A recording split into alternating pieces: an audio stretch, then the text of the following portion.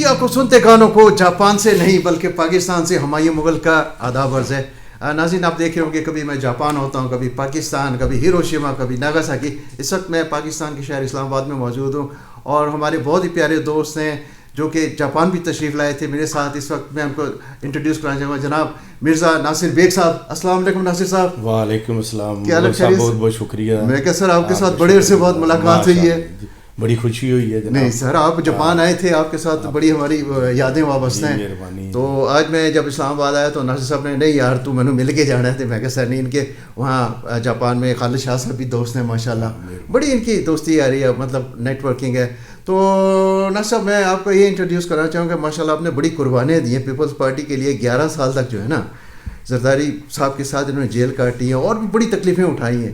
तो वो अपने तरफ से तो नहीं कहना चाहेंगे, तो थोड़ा सा आप बताएंगे अपनी हिस्ट्री के बारे में। बड़ी आपने कुर्बानियाँ दी हैं जनाब नासिर साहब। हमें फ़ख्र है जी, हम पाकिस्तान पीपल्स पार्टी से तअल्लुक़ था और शहीद ज़ुल्फ़िकार अली भुट्टो और शहीद मोहतरमा बेनज़ीर भुट्टो और जनाब आसफ़ अली ज़रदारी साहब की क़यादत में हमने एक तवील सफ़र जो है जमहूरियत की बहाली के लिए गुजारा है। ठीक। तो लेकिन वो मैं भी जब बीबी आई थी ना वहाँ पे 1995 में, सर मैं उनके साथ इंटरप्रेटर था, ट्रांसलेटर था, उनके साथ मेरी भी मोहब्बत थी।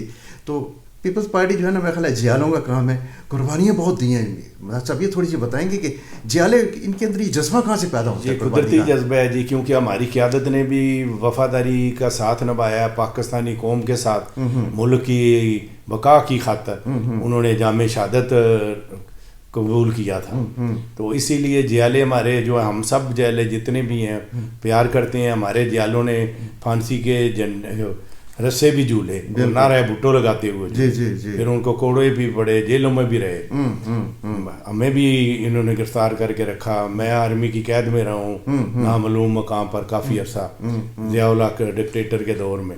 फिर मंडी बहाउद्दीन की जेल में, गुजरात की जेल में, सेंट्रल जेल रावलपिंडी में जहाँ शहीद भुट्टो साहब बंद थे वहाँ भी मैं बंद रहा हूँ। फिर हमें फ़ख्र है कि मैं अपने कायद जनाब आसफ़ अली ज़रदारी साहब के साथ और मेरा छोटा भाई अडियाला जेल में भी पाबंद इस्तलासर रहे हैं। और मेरी गिरफ्तारी मुझे हाई कोर्ट रावलपिंडी से गिरफ्तार किया गया था। मेरी गिरफ्तारी पर हमारी अजीम कायद शहीद मोहतरमा बेनज़ीर भुट्टो ने वाशिंगटन में आगामी प्रेस कॉन्फ्रेंस करते हुए मेरी गिरफ्तारी की भरपूर मजम्मत की थी। और हमारी क़यादत हमेशा हमसे प्यार करते थे और लिहाजा इसलिए हमें हमारी जान जो है, हमारा ब्लड का आखिरी कतरा है, अपनी क़यादत के लिए हाज़िर। तो नाज़रीन देख लें कि मैं भी जो है ना, देखिए मेरा कोई किसी सियासी पार्टी से ताल्लुक़ तो नहीं है, लेकिन मैं जो है ना पीपल्स पार्टी जो कायद है ना जनाब शहीद ज़ुल्फ़िकार अली भुट्टो साहब का बड़ा फ़ैन था, क्योंकि उन्होंने मुझे अवार्ड दिया था सर 1978 में जब उनका आया था। तो आई वॉज अवार्डेड, मैं स्कूल के स्टूडेंट को दिया था। उसके बाद मेरी मोहब्बत इसलिए हुई कि बीबी के साथ जब वो जापान आई तो 3 दिन वहाँ रही, तो उनके साथ कोऑर्डिनेशन में, प्रोटोकॉल में, तो ये कि मेरे जो है ना ज़ाती तौर पर जो है ना मोहब्बत है उनके साथ। बाकी सियासी तौर पे आप देख रहे हैं, मैं ना सब थोड़ी सी बात करना चाहूँगा सियासी बात भी, ये इख्तलाफात होते रहते हैं आपके, इसको कैसे हल किया जा सकता है सियासी इख्तलाफात को? सियासी इख्तलाफात को हल करने का सबसे बेहतर ज़रिया और तरीका जो है वो यही है कि डायलाग होते रहे। क्योंकि शहीद मोहतरमा बेनज़ीर भुट्टो साहब और आसफ़ अली ज़रदारी साहब ने चल कर मदीना पाक गए और मक्का शरीफ तशरीफ़ ले गए, जहाँ पे उन्होंने मियाँ नवाज शरीफ साहब को खुद ऑफ़र की और चार्टर्ड ऑफ डेमोक्रेसी वहाँ साइन किया गया। जो मुल्की बका की खातिर उन्होंने कहा हमें मुल्क के लिए, कौम के लिए एक होना पड़ेगा। सही है। और मुल्क में जमहूरियत को बहाल करना पड़ेगा। और उन्हीं के चार्टर्ड ऑफ डेमोक्रेसी के एग्रीमेंट के बाद आपने देखा कि पाकिस्तान पीपल्स पार्टी ने भी 5 साल पूरे किए, फिर मियाँ नवाज शरीफ ने भी उनकी पार्टी ने पूरे किए उनको।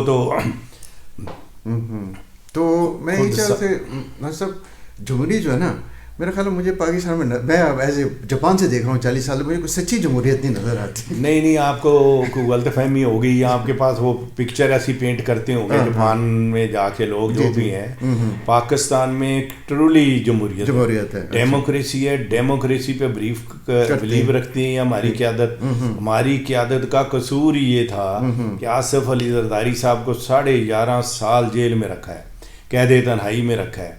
उन पे जबर किया गया, उनकी गर्दन काटी गई, उनकी ज़ुबान तक काट दी गई। लेकिन उन्होंने जो उनको ये कहते थे कि जमहूरियत को छोड़ दो, लेकिन उन्होंने कहा ہمارا ایک ہی ماٹو ہے شہید محترمہ بینظیر بھٹو صاحبہ کا بھی اور ہمارا بھی کہ پاکستان میں جمہوریت رہے گی تو ملک کے لیے قوم کے لیے فائدے مند. ابھی بھی جمہوری طریقے سے یہ آئیں. یہ خام پراپوگنڈا کرتے ہیں جی جو فلاں کو اتار دیا اس کو اتارا تو ووٹ اس کے ساتھ نہیں تھے نا. جب اس کا میجارٹی لوز کر گیا عمران خان تو اس کو فارغ ہونا تھا. آئینی طور پہ ہوا ہے.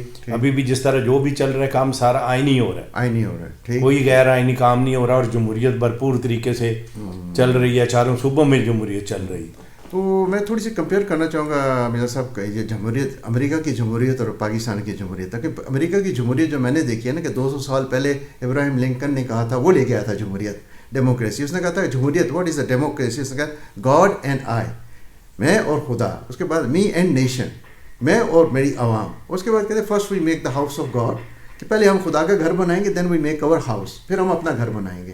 تو یہ ہے کہ خدا کے ساتھ تعلق جو ہے یہ پہلا بہت ضروری ہے اور عوام کے ساتھ تعلق.